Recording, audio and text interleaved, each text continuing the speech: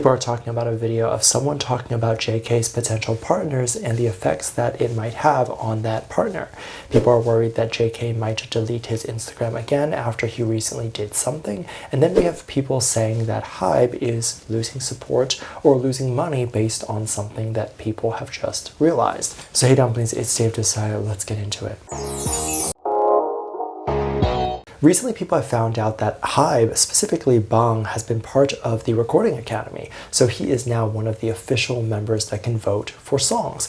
And then it was revealed very quickly after that 7 of the BTS members are also part of the Recording Academy as well. Now, what does this mean? Because a lot of people are screaming things like nepotism or things that mean similar things to nepotism. I don't know exactly what that word would be, but essentially, you understand what I'm trying to say, or I hope so. People think that if they're part of the Academy and plus their music would be nominated with the Academy, then could they essentially sway for themselves or could cheat their way to getting an award? Now, is this possible? Can they actually do it? Let's talk about it. So what song is eligible? The people in the Academy can only vote based on the merit of that song, specifically artists and technical merits. So I believe this is not including things like popularity.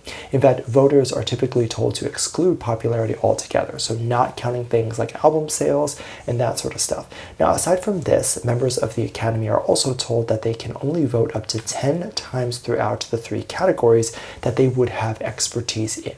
So that includes things that they specifically do on the day-to-day and stuff that they have field experience from.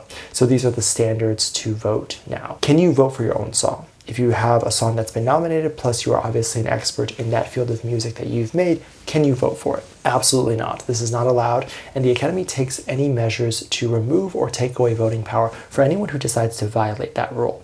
There's even precautions taken, such as voting blocks, where you can try to convince other people to vote within the interest of something that you want to have. So whether that's your song, or in this case, if it's Bang, it would be pretty much any artist that's under HYBE, and he would try to get them to get a Grammy, right? That would be completely not allowed and not possible to do. They can see who voted for what, I assume, and there's ways to track things like this, and there are serious fraud things that can occur. This isn't just like a silly award that people can win, but this award determines the career and a lot of things that follow the artist afterwards, including financial things. So you can quite literally sue for having an award not given to you if you believe there was a wrongful reason that it wasn't given to you.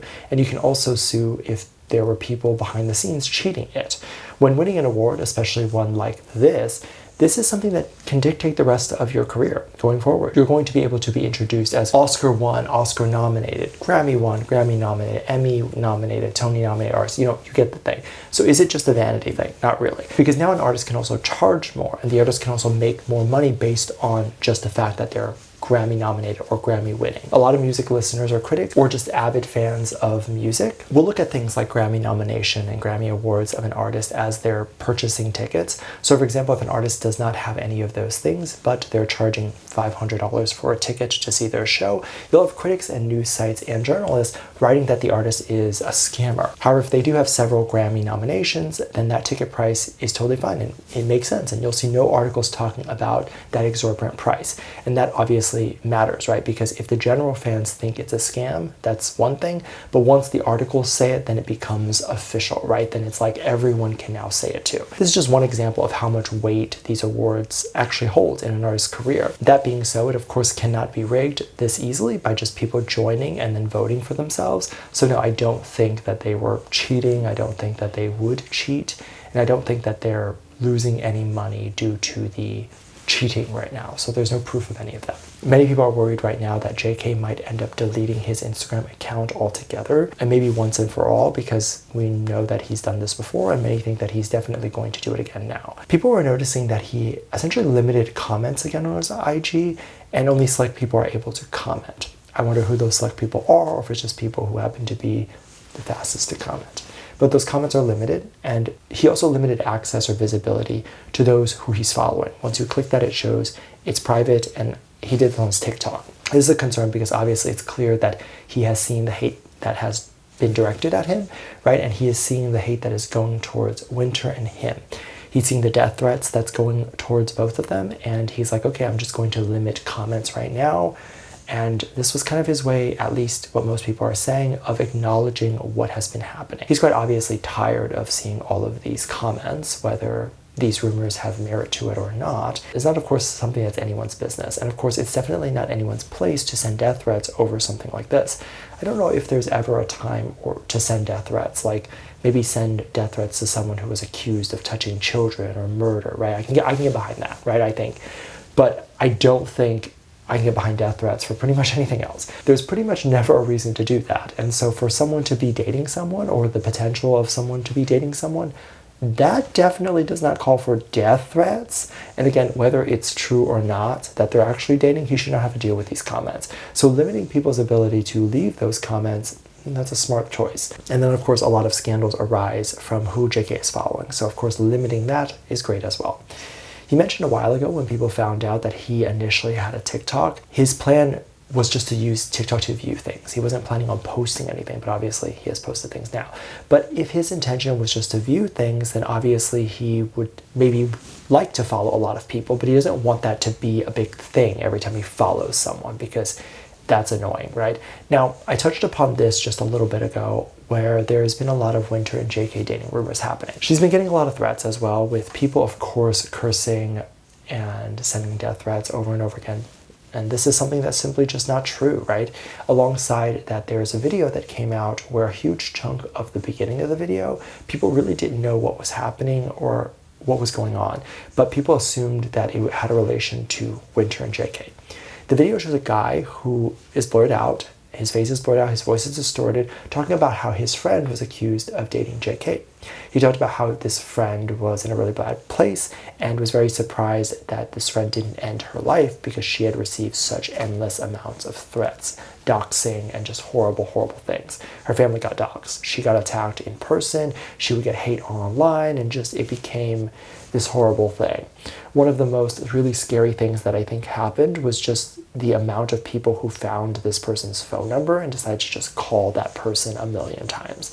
You might think that that's like maybe not a big deal, like just change your number. But of course, if she's a business owner, which she is, and she's a busy person, then she could potentially be missing calls that would help her move her business along. So she's also losing money that she might need to survive. And if there's clients that got her information and needed her services, well, she's not getting those calls, right? Because there's 100,000 people calling her at any given time to yell threats at her. So that to me is really the most sad thing, because I can only imagine how that must feel, right? Building your business up to only have it crumble like this. Knowing that there's almost no way to ignore this either, and there's no way to even move forward at that point, because if you change your number, you're potentially probably even changing your number to a number that like your business would have no association with, and it's just crazy, right? And starting a new number at that point would be very similar to just starting the business over again.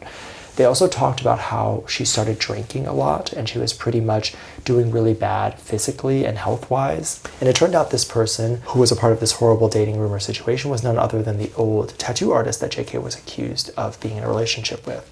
Many people initially thought it was Winter, and they were really sad about this. They were really sad that she was getting so much hate to the point where she must be so depressed and sad. But there's a huge difference here between Winter and this tattoo artist. The tattoo artist is someone who isn't really a public figure, someone who is not famous.